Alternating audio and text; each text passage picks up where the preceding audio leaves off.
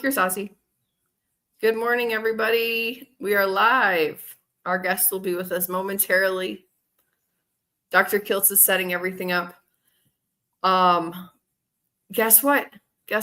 Tomorrow's Thanksgiving. Today's our Thanksgiving support session. Every day is the day of Thanksgiving. I love that. Always thanks for giving and give to get in life. And ultimately giving love is all we need to do. And that's the simplicity of the story, right? Yes. So we're just give love every day. I love that. I wish I see that our guest is backstage, but it looks like some technical issues. I give to you that you love one another. That's all it is. Can you read that again? Just love one another. Yep. Just love one another. That's all he says. He says nothing else. Judge with love. I always say judge with love. We got, I got to turn this around so you guys see the Instagram, Kiltz Mighty Tribe, YouTube, Facebook, X, what else? Kick, X, LinkedIn, kick and stick, Facebook, kick and stick. That's it. We're kicking and sticking. Yeah. Ooh, I like this comment. Eddie says he just dropped a comment on Diary of a CEO. Oh, yeah. Yes, everybody do that. Do that. Gotta go to Diary of a CEO with Boz. And I think, let me see if Dr. Boz I sent her a little text this morning. Yeah, we have a plan. You're getting on that show sometime. Yeah, Dr. Boz is awesome and amazing, right? We're I got to get back to Instagram Live, Instagram, YouTube, Facebook, and all those things. I talked to Brother Ray this morning, Ray's in Irvine, and we were just talking about the most important judgment is love. That's all. Every day, right? Every day. That's right. We got. Did we see Ossie came on and then? He popped in and then there was going to be technical issues. Come back. These technical difficulties are part of God's life. And if you haven't read The Fifth Mountain by Paulo Coelho, you must. Another bright, amazing day. I couldn't find my KMT hat for a few days. I'm glad you found it. I take a nap on my couch here in Sarasota, and this morning, and it was on my couch where I took my naps. There you go. Take your naps every single day. We got questions, comments, KMT. What are we giving away today? We're going to give away a Christmas hat. No, we're giving away a Kiltz Mighty Tribe hat in honor of finding your hat. Yeah. Dr. Kiltz, I wanted to tell everybody that we are making a ton of coaches. And in the next round, which will start in February, we're going to make a ton of coaches. I actually have a plan to onboard and get working with us 1,000 coaches. So it's global. We want to invite everyone to become the coach and cheerleader of your health and wellness. Right. And again, I've learned through social media so many new and different things. I've learned different new things from everyone here, Lewis and everyone. And what I often like to do is let me see if I could do this. We're just getting started, right? Mm-hmm. Paul Clark, good morning. Happy Wednesday. Amy Brisket Boomers is here. Sandy Blythe is here. Good morning from Florida. Kiltz is in Sarasota. Michael Smith from London, Ontario. Good morning. Let's see. Brandish is a good morning. Dr. Nelson, MD, and all KMT. And from Pittsburgh, Cheryl Camp. Good morning, good afternoon, good evening. Let's see. Sandy, Cheryl, and Paul get good morning from Amy Perrin, our Brisket Boomers. Let's see. And then we got, Kiltz is on. Oh, wait a minute. Wait. Rick Perez, South Texas. See you soon from Kiltz. Dr. Nelson says, see you soon. And wait a minute. Oh, here's Ossie. You got it? I made it. Here. I actually. Yay. believe it or not, my internet went down. The internet went down the second I went in. So I just went on my phone. I don't know. Ollie, which is better, that or that? I like that better. I like that better. All right. Ossie, how you doing? I'm doing great. How are you? Spectacular. Beautiful day in God's paradise. Absolutely. Where are you in this beautiful world? I am on Long Island, New York. Beautiful, beautiful. Love Long Island. I used to hang out there with my cousins back in the 60s, the 70s, and I still hang out with my cousin Andrea, who's a coach and a member of KMT, who now is in Florida instead of Long Island. Okay. We're born in New York and we die in Florida. A lot. I have family down there too. I have family down in Melbourne and Daytona. Yeah. And other places too. There's family all over the place. Everybody from New York goes to Florida at some point, right? And I'm a kid from LA. I'm not even a New Yorker originally. My parents were Brooklyn. And so here I am in Florida, a little bit Irvine, Southern California, and upstate New York. Ossie, would you tell people a little bit about yourself, where you're from, and what got you into this mighty tribe? Well, I had quite an adventure. I actually, since I was young, I had digestive issues. I started out as a child, used to get yelled at because I wouldn't eat my bologna sandwich. I mean, it was, like, hey, my father give me a smack upside the head. Those days. That's the way we grew up back then. Yeah. So, I would get sick to my stomach. So by the time I was a teenager, I was having more trouble digesting food. They didn't really do much back then. You're talking about 60s, 70s. They told me it was all in my head, told me there was nothing wrong with me. And by the time, I became 18 years old, it got more significant. Went and saw some doctors. They went and checked a lot of things. They just basically labeled it IBS. They told me to eat high fiber. Eat more fiber. And it made me feel worse. I mean, they're telling me to take Metamucil, made me feel worse. And, all my friends are eating and having fun, and I'm, feeling sick. It wasn't good. And all my friends are looking at me like, hey, what's wrong with you? It's like, I don't know. So, I mean, I remember being 20 and going to dinner for my grandparents' 50th wedding anniversary and, going to a real fancy restaurant, spending my half time in the bathroom, bent over with my gut hurting. So, but that's what I was living with. So I dealt with this. They did colonoscopies and everything else. The doctor finally in my 20s found I had ulcerations in my colon, told me I had ulcerative colitis. So what they told me to do, eat more fiber. Did the fiber help? No, it did not. They started giving me different types of medications. I can't even count and don't even remember because that was 45 years ago. So I just kept doing what I had to do, doing the best I could, and experimenting. Well, by the time I was in my 30s, I ended up trying vegetarian. I found what they call the Hallelujah diet through my church. I was raised a Christian, so, I had Christian roots.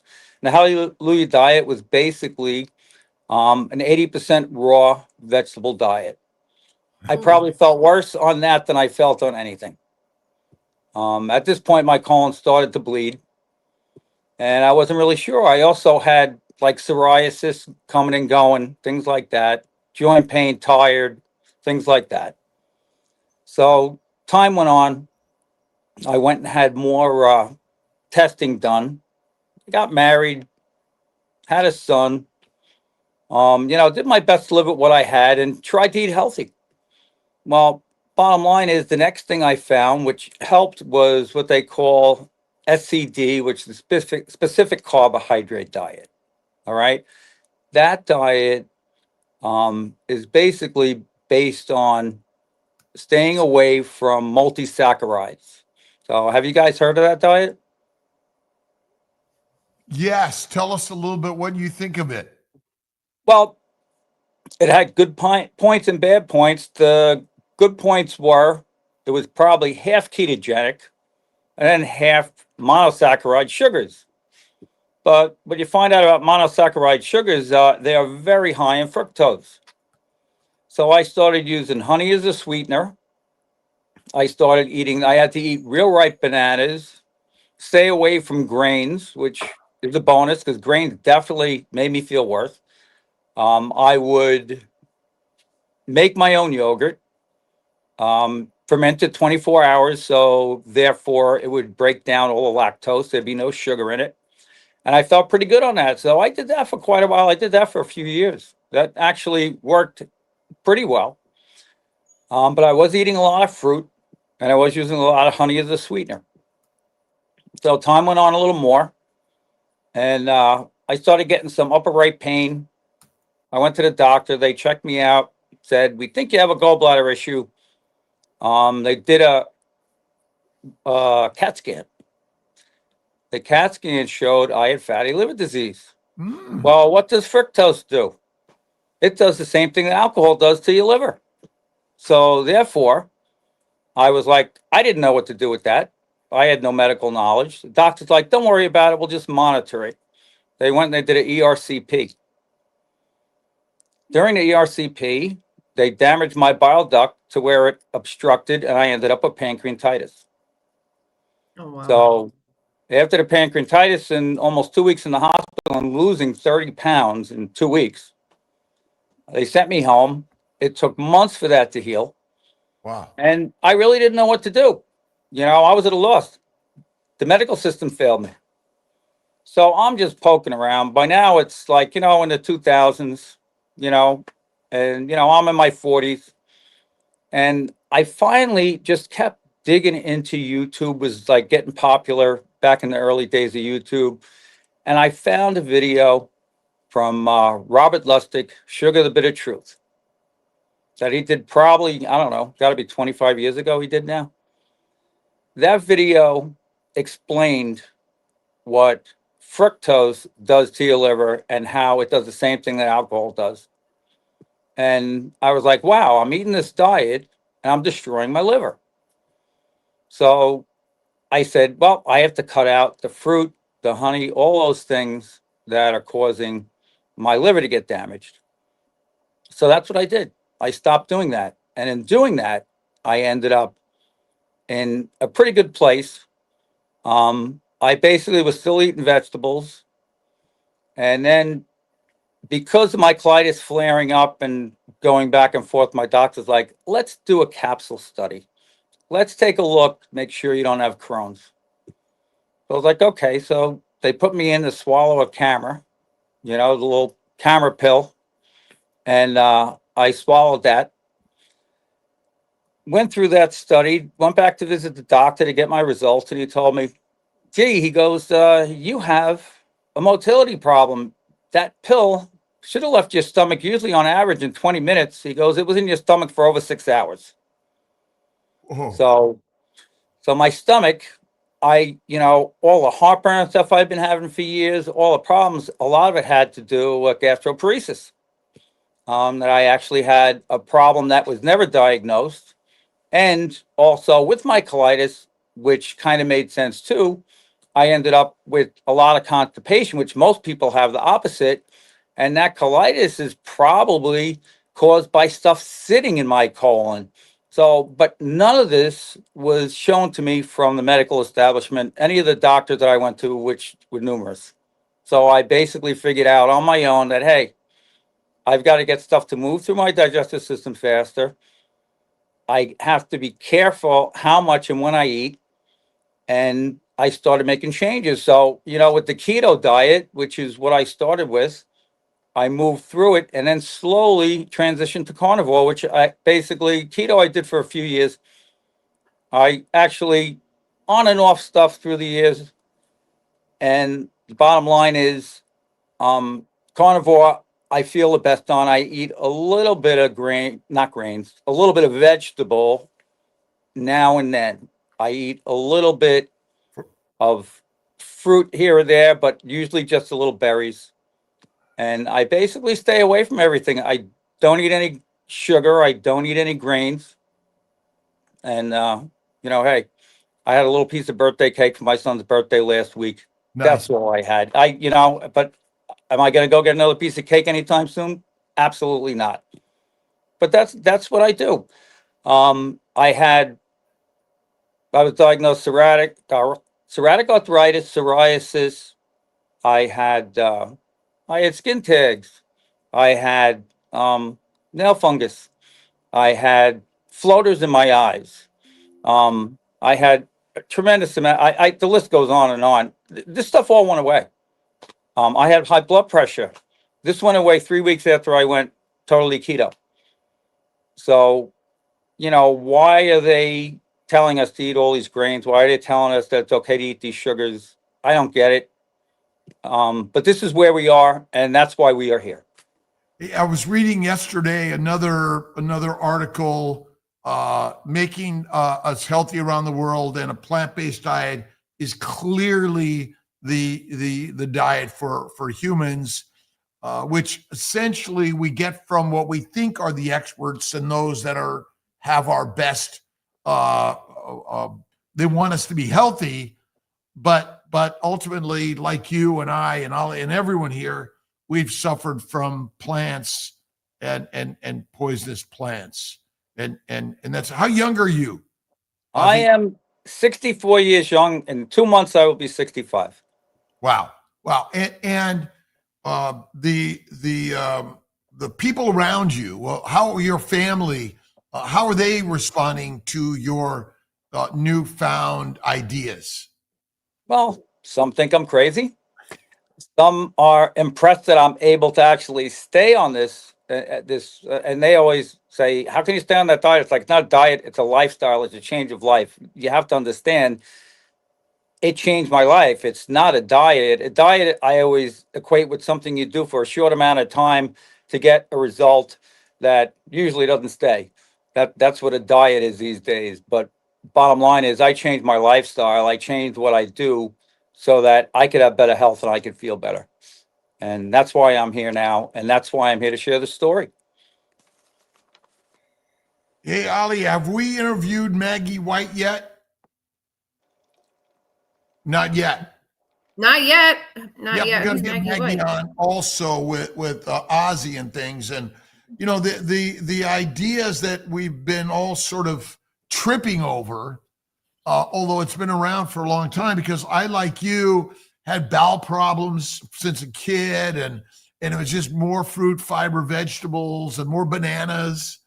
And over the years, it just got worse and worse and worse. And really, everyone's story is so important. Why do you want to share this story, Ossie? What's your passion to do that?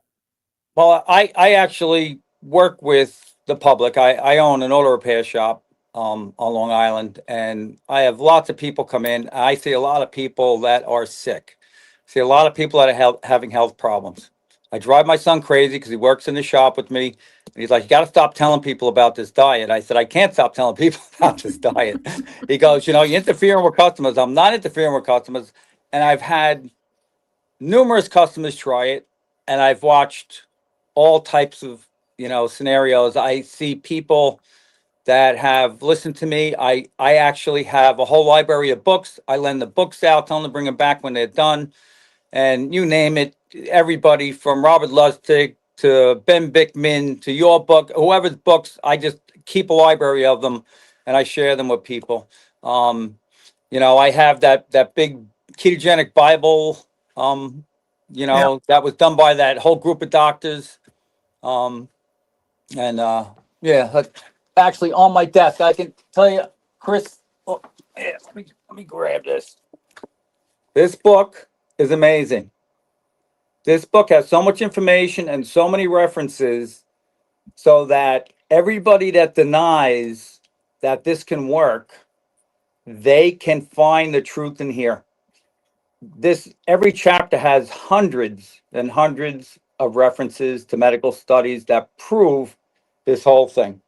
So if anybody has a doubt, buy that book and start reading it. I actually have a customer, perfect testimonial. The guy, bodybuilder, outright, going out to shows and stuff, and winning shows years ago, gained a lot of weight, very big guy. He turned around and I shared with him. He bought the book. He told me he read it 3 times. The guy leaned out. He looks amazing. He came in. He's like, I can't believe that this made such a difference in my life. Well, can you equate cars and bodies? I mean, if you put sugar into the gas tank of a car, what happens to it? That engine's going to seize up. It's going to seize up. That's as simple as that. And so is sugar our fuel or is fat our fuel? I believe fat is our fuel. I follow what you preach in that respect because what I found is the sugar causes damage. I mean, I ended up with severe insulin resistance. I was 280 pounds. I thought I was eating healthy. I went on this keto diet and into carnivore, and in 9 months, I lost over 60 pounds. And now I'm down 75, a few years later, total. My body hit a certain weight. And the funny thing is, I go to the doctor once a year. So I went in for my physical a couple of months ago. And now, well, I should back up. 2 years ago, when I went to see the doctor, he hasn't seen me. I ain't going for a year and a half. I went on this diet. I actually weaned myself off my medications because my colitis medication, I got to the point to where I would take it when I needed it. I knew when I had a flare coming. I basically had 3 medications. I had Dilialda, and I had Canasa, and I had some, what do they call it? I'm drawing a blank on that one. But bottom line is, I would take it as I needed it. And I was taking blood pressure medication. Also had like a water pill built into it, so it would like reduce the water in my body. Like I said earlier, 3 weeks and my blood pressure dropped so low that I felt I was going to pass out. So I basically cut the pill in half. I went another week or two. I was like, I can't take this stuff anymore. And I was checking my blood pressure. It was extremely low. And when I went back to my doctor, he had seen after a year and a half, I had lost probably 65, 70 pounds. I walked into his office and he was just walking by. He looked at me in the office and he's like, he didn't know what to say. So I walk inside. When they call me in, they look at me, goes, are you okay? I go, I'm great. He goes, are you sure? I go, I'd never felt better in my life. He goes, I'm relieved. He goes, when I looked out there, he goes, this ain't good. Ossie's been, he's been my patient for 25 years. And he's always been significantly overweight. And all of a sudden, this guy's lean and something's wrong. But there wasn't. He checks my blood pressure. He goes, wow, your blood pressure is really good. Maybe we can lower your blood pressure. I go, I haven't taken it in a year. Yeah. I got a comment here from, let's see, Farrellman 4. Oil is lubricating. You'll win the race with nitrous, but you'll be the first to need to rebuild it. But ultimately, great oil burns. Diesel lasts longer, doesn't it? Yes, it burns slower. It burns slower. And most delicious poisons. Plants are poisonous. That's as simple as that, right? We make a complicated science out of this. It isn't. And it is, what poisons come in ribeye steak? Absolutely nothing. Nothing. And the doctors, are they telling us to cut out the meat? Yes, they are. Yes. And it is a radical concept, an idea. So I always equate the Ferrari, the lion, the human, because if you put sugar in the Ferrari, it seizes up. But truly, the fuel, diesel fuel and oil, which essentially is fat, we'll call it that, right? And can you use oils to burn in cars, essentially? Well, oils are not meant to be burned in cars. Oils are meant to be a lubricant. So if you put oil in the gas tank, it's not going to do well. But you can use oil to burn, and that's essentially what diesel is. Oil is a burn. I mean, if you think about it, they deliver oil for our furnace, not sugar, right? And the oil burns better, and the plants soot and all sorts of other toxins. Think about it when you smoke a cigarette, right? No, it's deadly for us. We know that. It's deadly. Plants have, yeah. And so I think, again, my auto mechanic and my airplane mechanic are more important than my doctor. Because they do the work on the things that we drive and fly. And again, without them, we couldn't do the things that we do. And so what's the name of your auto shop? It's Ossie's Auto Repair. Ossie's Auto Repair in Bohemia, New York. And ultimately, we're for the carnivores out there. Again, well, I love my auto mechanic, my airplane mechanic, and honor them and make sure they get a lot of steaks. That's great. Yeah, it's crazy ideas. So your doctor, you think we are beginning to scratch the surface in order to crack open the mind of the medical system and begin to feed them with this idea that keto, carnivore, faith, and fasting are actually more fantastic? I believe that we're starting to crack the surface. I believe that they're starting to see through groups like this that there is an alternative and there is something that works better than what they've been doing all these years. So, I mean, bottom line is, when I walked in for my physical a couple of months ago, I ended up with the physician assistant, which is this young lady. She's new to the job.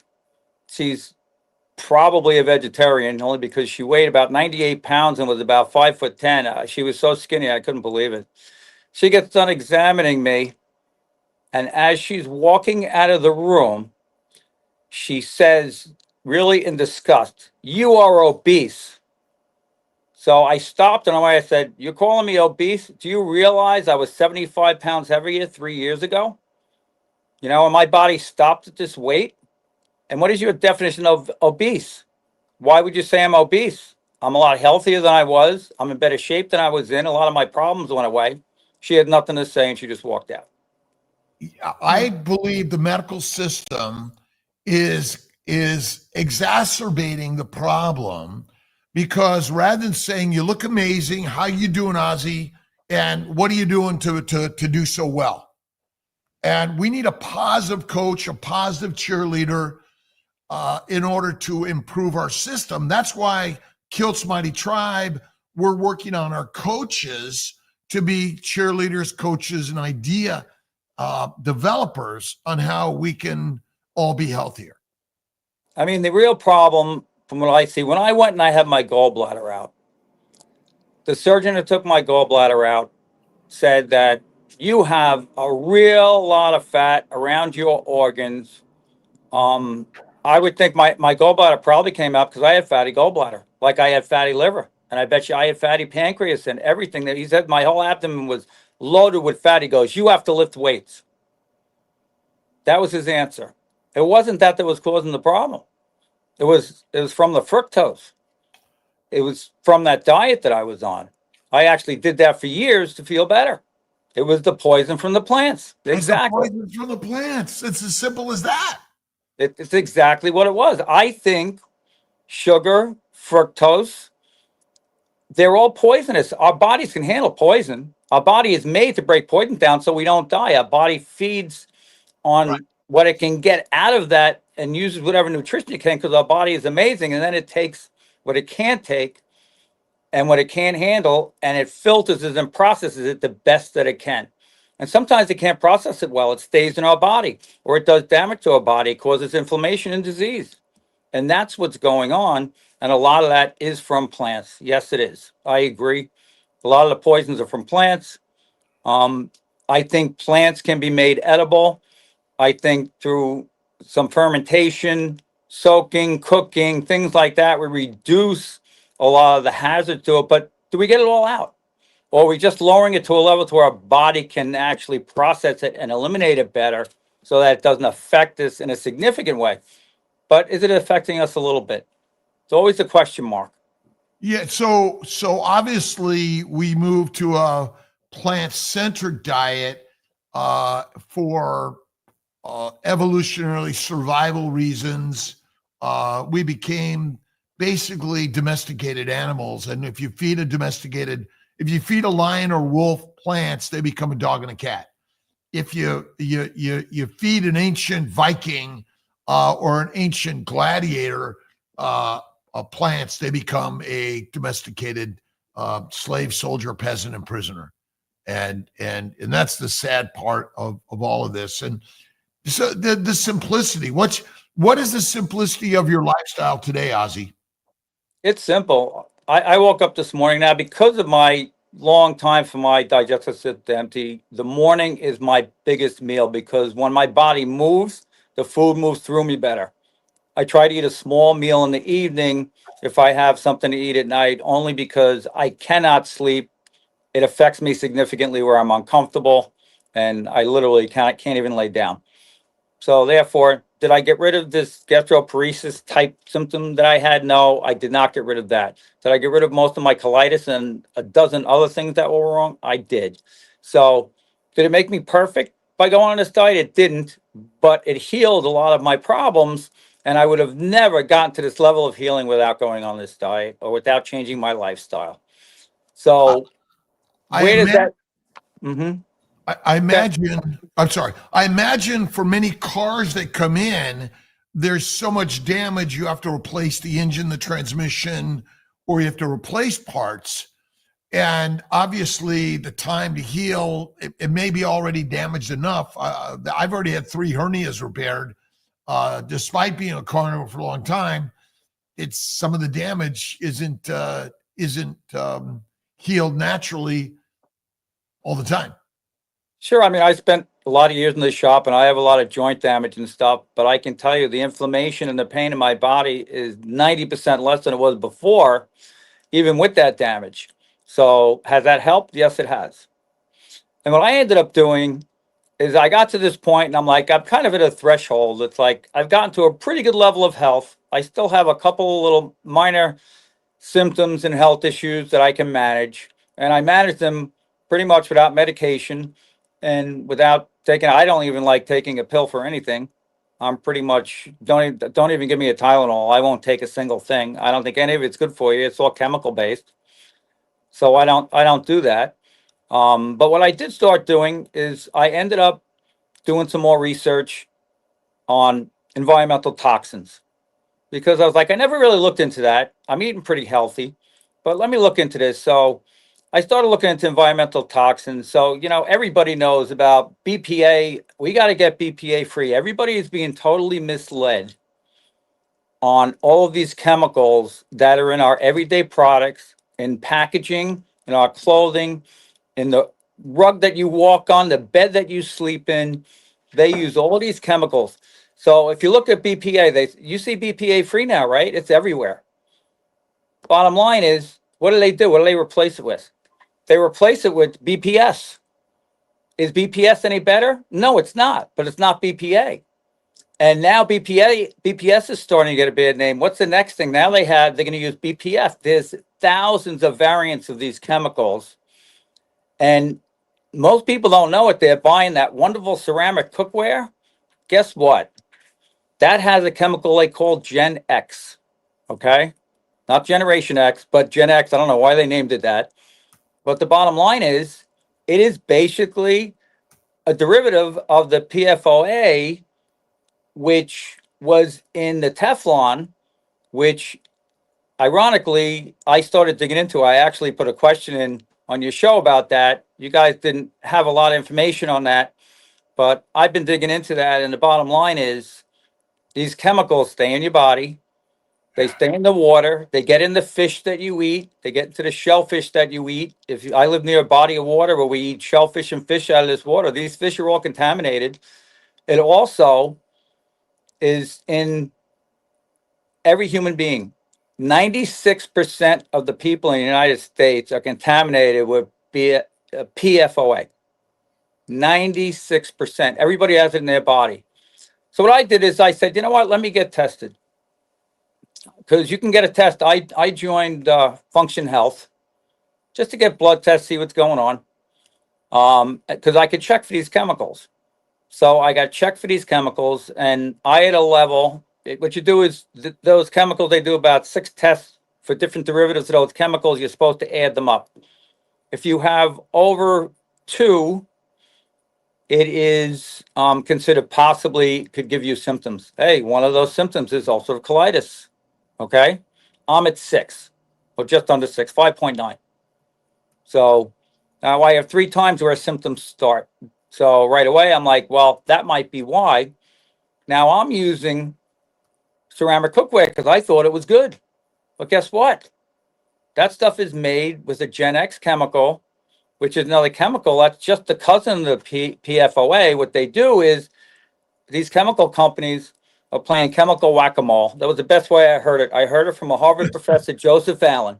They do is somebody comes out with this chemical, they sell it, they make billions of dollars on it. They find out this chemical's bad.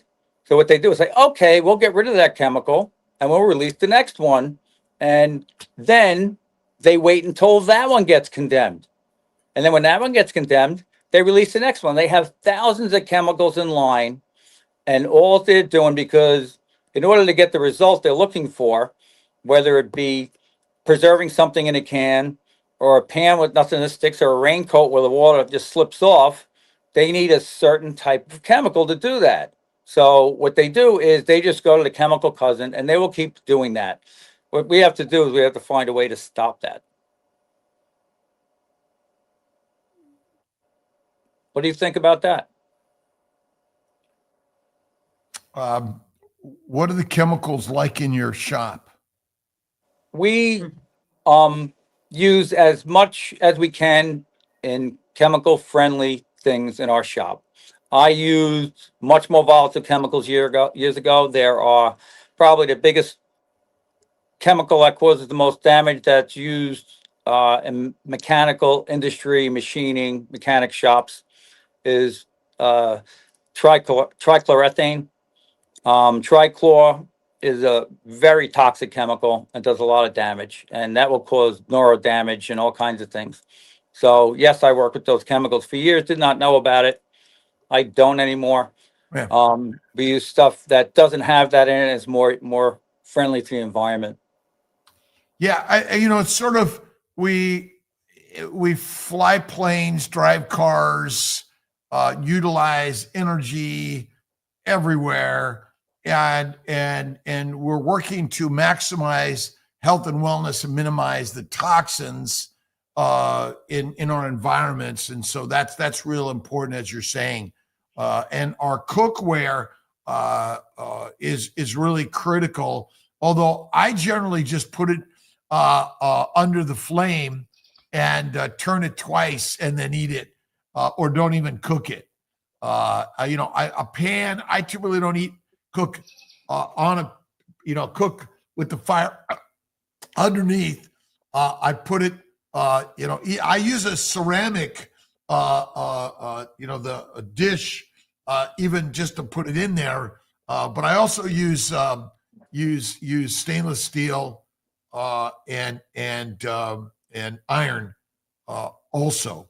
Yeah. I have a grill that's stainless, and basically I was out in the pouring rain last night and I put steaks on the grill in the dark, in the rain, and I cook my steaks. It takes less than 10 minutes to heat up that grill and put those steaks on the grill. I don't care if it's raining. I don't care if it's snowing. I cook most of my steaks on my grill outside, no matter what time of year it is, no matter how cold, no matter what the weather is. It could be a blizzard. I'll go outside and light my grill. Doesn't bother me one bit. And that's what I eat most of the time tonight. Eat mostly steak. I will stick, a rack of lamb in the oven on a stainless tray. I won't use anything else. And, I actually just recently added some wild caught salmon back into my diet, because when I did get that blood test done, when I found those chemicals, my omega-3s were a little low. And probably because I was eating a bit heavy on the conventional pork. And I think it's from their grain diet that those omega-6s are getting transferred to me. Hey, you are what you eat, and you are whatever they eat also. So that's important, I believe. You know, and Brian Bridges' wife has a brain tumor. Gamma knife only caused her more pain. 130 pounds overweight, which is the fuel and healing for the body, by the way. And carnivore faith and fasting is like critical. Again, plants are poisonous, and that's our problem. But fat and fasting and faith, those are the things that I think are real. And look at DrKiltz.com. Look at Dr. Boz's stuff on keto. But I think carnivore, and look at Sophia Clemens' stuff is really important. But you know, you have to have faith first and eat the fatty meat. And again, I'm sure she doesn't like the Gamma knife either, but she did it. But meat is the master meal, but fatty meat is critical, and rare to raw with salt and butter to me is radical in all this. And it really is. I mean, these ideas are so radical, Ossie, and you know, you've been sharing it, and most people don't believe it. And again, the ketogenic resource I think is really good, but it is plants are poisonous, and I believe they cause cancer. Look up goitrogenic foods. Would you show that again, Ossie? What's that? Say again. Go ahead and show that.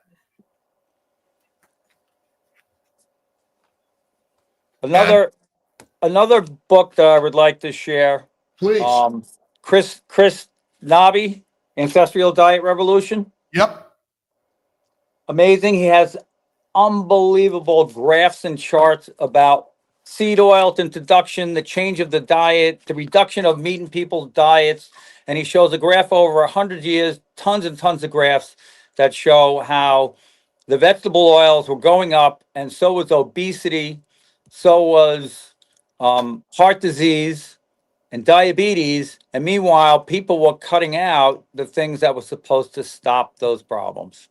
And he shows how these vegetable oils that are made in a factory, and everybody's got to remember those oils were made for machinery when they were originally designed, and they decided to filter them and to get rid of the bad smell and deodorize them and with chemicals, and then actually package them and sell them for food. I just wanted to say, Brian Bridges, he should email me. Maybe we can set up also a call with Dr. Nelson. Yeah, Dr. Nelson's awesome. A coaching call would be great. Yeah. And again, it's radical information we're sharing. And I mean, Sophia Clemens is really amazing. She's done some amazing stuff. I mean, cancer, plants and microbes work in collusion to make us fertilizer.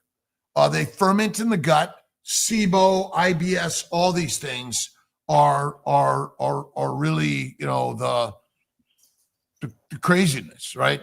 And I had migraines and bowel problems since I was a kid, ADHD, OCD, depression. I've seen too many people die of cancer. And really it's because a high protein diet is deadly. You want a high fat diet and fat, faith, and fasting. That's the critical way. And it's so rad. A stick of butter, SBG. Look at our good friends at the Steak and Butter Gang. And it's crazy. There was a question on copper cookware. Oh, I didn't see the copper cookware. Yeah, there's it's high maintenance. It supposedly gets really hot, cools quick, but it's high maintenance. You know, I do iron or stainless steel. Okay. Steel cookware. I love it, but mostly, again, I don't cook on top. I cook under the fire. And that's why the broiler is like the very best friend, in my opinion. Oh, yeah. So we just answered the cookware question. Okay, good. What about this? Last week, SBG said Topo Chico is bad, but I like it a lot. I have seen you drinking it. What do you think about it? Okay, breathing air is deadly, correct? All right, if you freak out on everything in the world, you freak out, all right? Pick something and you know, what do I mostly drink? Tap water. Water. Yeah. Tap water. Oh, I love wow, Gerald tap water. Steiner. Gerald Steiner, one of my favorites. I add a little bit of lemon or lime. Yes, I love Topo Chico. I usually do the plain, but look at nature and man, right? The waters of the world are contaminated. I don't know if you've got, Ossie, any comments about the waters of the world. Oh yeah. And in doing my research on these chemicals, I wanted to find out where did I come in contact with these chemicals. So bottom line is the main source of these chemicals in groundwater are a lot of airports, because they use firefighting training for the planes. They use that fire foam. That's one of the biggest issues. The airport that's literally a stone throw from my shop, and I'm only a couple of miles south of here, used it in the house I'm in now. The other house that I was in 20 years ago, that I was in for 20 years, that house is in between two creeks. It's in Brookhaven, and there is Carmen's River, and there is Beaver Dam Creek, and my house was right smack in the middle of those two, and they found chemical contamination in those waters. And when I moved into that house in 1987, I had well water, so I was drinking that water. So there's a very good chance it came from there. There also was a firefighting school just north in a town called Yaphank, which all of those waters get contaminated from that fire foam. They found that contamination, and there's an Air Force base east, which also they are blaming on the contamination. But what about the fire school that was north, that they taught that firefighting for decades and spraying that chemical around, and it was going right in the groundwater. So we had some good sources for those chemicals. And if you live in a lot of areas where there are like 3M in Virginia, if anybody had ever seen the documentary about the guy with the cows, I think it was on 60 Minutes about 10 years ago. And those chemicals, when they were making those Teflon-based chemicals, those PFASs, PFOSs, all of their groundwater was contaminated. Those cows, the guy had, all these cows getting sick, and they were wondering why. And he saw this foam coming out of the water, and there was a pipe that was leading to the stream by his property that was drain off from a landfill that was used by the chemical company. And it was all foamy. And he's like, what the heck is this? They had it analyzed. They found out what it was. And a lawyer took this on. There's a couple of good documentaries on it if anybody's interested in looking at it. If you just Google those chemicals, those documentaries come up. YouTube has a lot. Living is deadly. Yes, it is. And I give only good thoughts to all things. And that, I think that's real important for all of us. And that's why mindset. Tell us a little bit about mindset for you, Ossie. What mindset? What So I actually you do? My mantra right now is faith, food, and freedom. Okay. Now, food can be a very broad subject if not defined properly. And we know that food is something that actually brings nutrition to our bodies, that helps us to live and grow. So anything you put in your body that doesn't do that, I don't consider food, because it's not really a food if it causes damage. So I don't care what that may be. It could be from a plant. It could be alcohol, which comes from a plant. It could be anything that actually poisons you. It cannot be considered a food. Any additives they put in, whatever. So, of course, I will not eat anything with an additive. I try to eat everything as natural as possible. And faith is important to me. I was born in a Christian household. I believe that Jesus is who he said he was. And I believe that the words in that Bible are sacred and are something to live by. So I do my best to live by those words and work towards it every day to get better with it. And freedom comes from quality food that brings us nourishment, brings us peace in our body, because when your body's not fighting to digest something, when your body's not fighting to process something, because your body cannot take it in and use it 100%, and it's actually poison, it's going to be a problem. And people don't realize how much damage they're doing by eating that stuff off the shelf in the grocery store, that stuff that comes in a bag, in a box, in a bottle, that's being packaged in factories. The stuff is not healthy. You know what? We have to get back to our roots. We have to get back to real food. We have to get back. And, if you want to eat some plants, I think that's fine. Be careful what you eat. I believe that the human body over thousands of years ancestrally has built up resistance to certain lectins and chemicals and anti-nutrients in the foods. I believe that's happened. And I believe a lot of that was done by processing those foods, whether it be peeling, de-seeding, cooking, soaking, fermenting. Those foods are changed. It changes it. So it's not the same anymore. It breaks these things down. It breaks down certain proteins in the plant that you have a problem with. It breaks down certain lectins in the plants that you can have problems with. So do I think all plants are outright bad? No, I do not. I believe there is a place for them. I believe it's honorable for a lot of people. I have a lot of friends that are vegetarian vegans. I tried it. It didn't work for me. I have a health condition where it makes me feel worse. So, of course, I don't believe that I can eat that way. So I don't. And all those that do it for honorable reasons, there are those that don't want to kill an animal because they love animals, and I respect that. I believe we are all here, and there is nothing on this earth that doesn't die or become food for something. So I think that we have to learn to accept that the animals are here to be food. We're here to eat or to be eaten. It's really what it comes down to.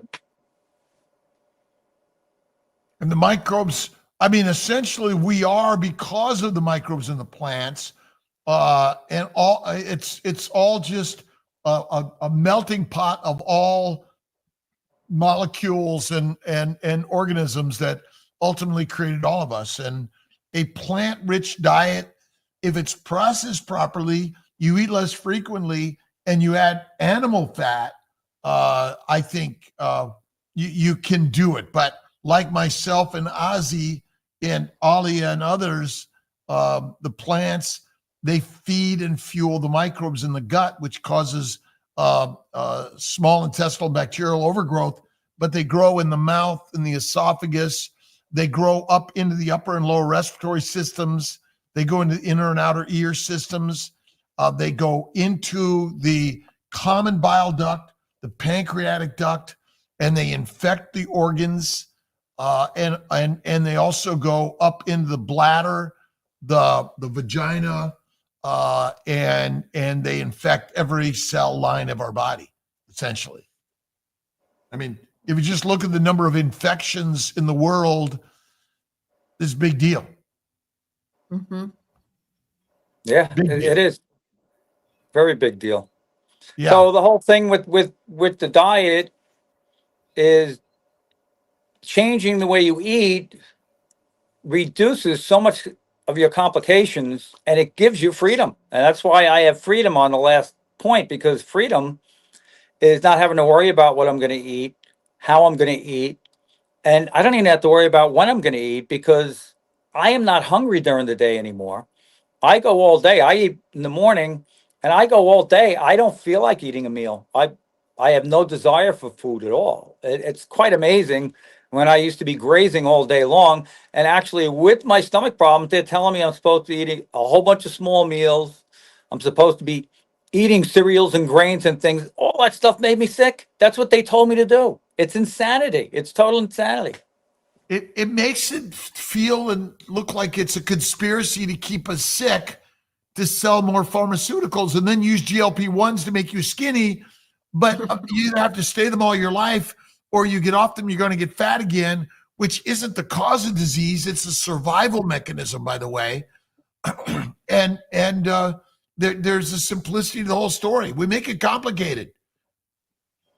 And I've had many people come in, and I've watched. I gave you one success story. I have other success stories of people that came into my shop. I've shared with them, and they've lost tons of weight. They said, you know what? And I look at them, and they'll just walk in, and I'll be like, wow, you lost a lot of weight. You look really good. You know what you do? And they'll look at me and say, I did what you told me. You shared that with me, and I used that information. And that is the most wonderful thing. It brings my heart a lot of joy that I was actually able to help these people. And I have had people that say, no, I can't do that. And I watch them, they're sick and they just don't get better. And then I have people that start, and it probably breaks my heart the most because I've had numerous people that actually started, and for a few months they'd stick with it and they'd come in and they'd show me, hey, look how good I'm doing. And then they go back again and go, yeah, I fell back in. It's like, you can start again, just try to encourage them to go back in. Just because you fell off the cliff, don't mean you can't climb back up onto the top of the hill, So, I still try to encourage and to keep that going on. And it's kind of a mission for me now. It's what I share. It's what I live. And I believe in it. It's Ossie's repair shop. And it didn't say, again, it's a repair shop for our most loved possession, which is our body and our cars, if you think about it, right? Absolutely. And it's all about maintenance. It's about maintenance. How do you maintain your body? How do you maintain? If you don't maintain your car is going to break down. I tell people all the time, and they refuse to do the services on their car that I do.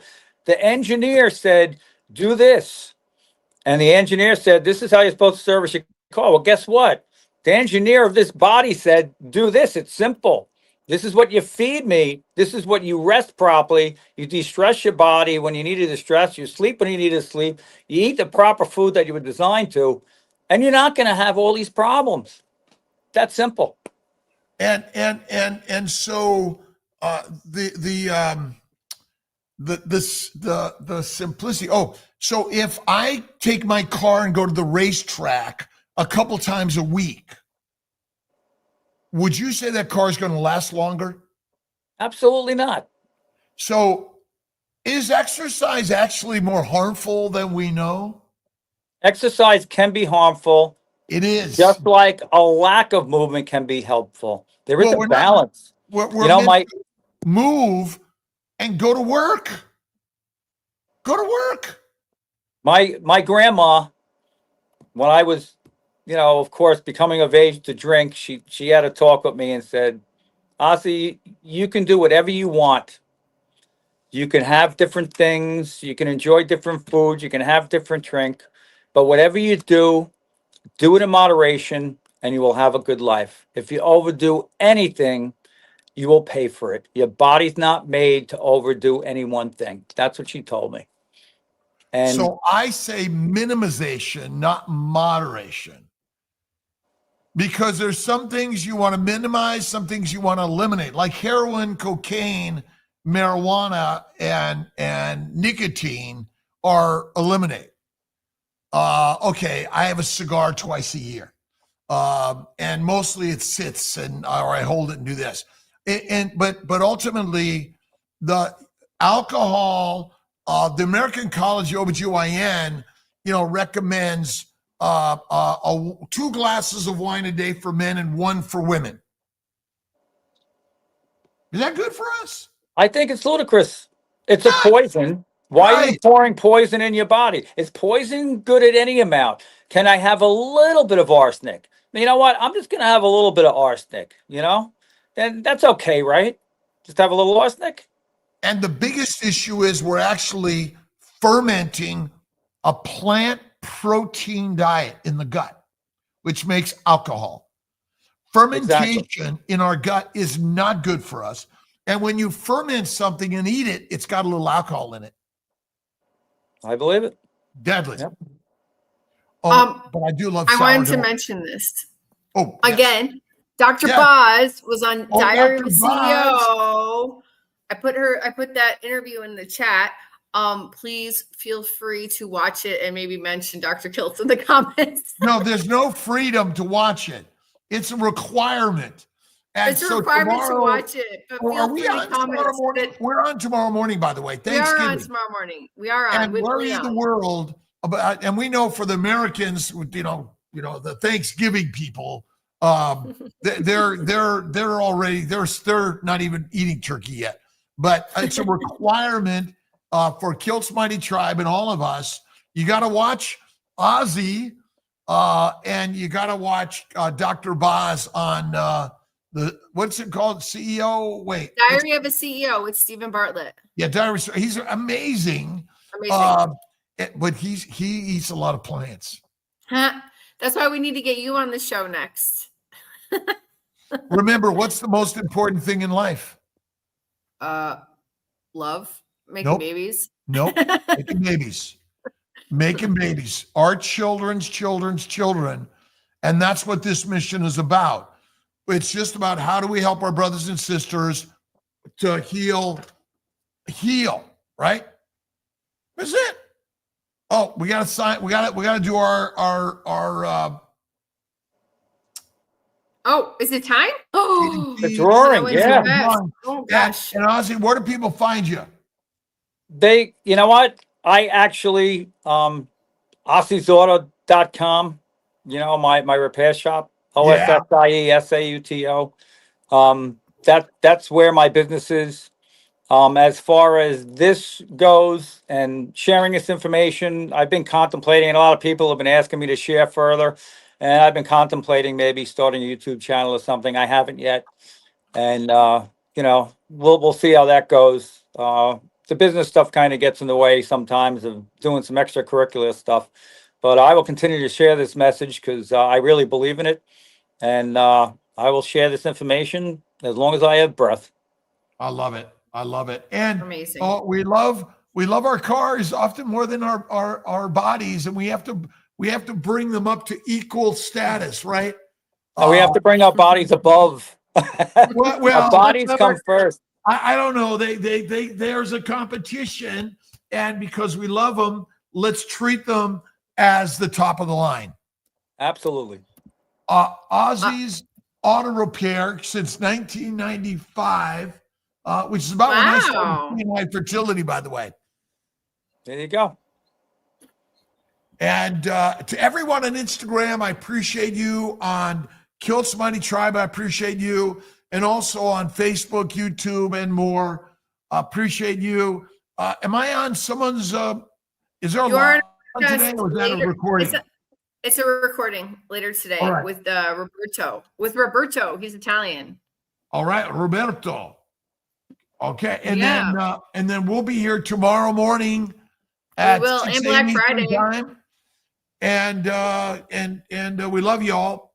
Thanks. And it's always Thanksgiving, and faith in God is always first. And look in the mirror, because we're all God's. Yay. Yay. All right, everybody. All right. See you tomorrow morning, Thanksgiving. Goodbye. Thank you all. Ossie, thank you so much.